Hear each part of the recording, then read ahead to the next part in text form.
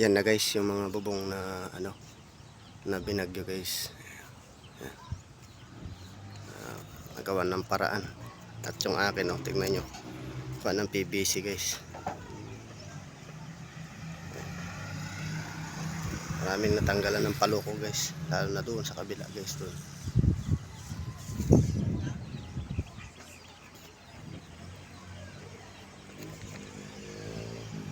Yan.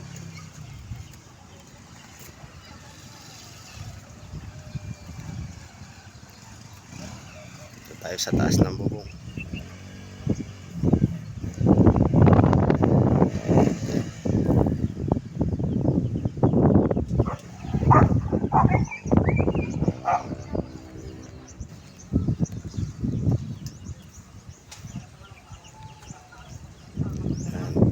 For today's video, ito po sa bayan ng Tilasag. Ito yung dinaanan ng Nika.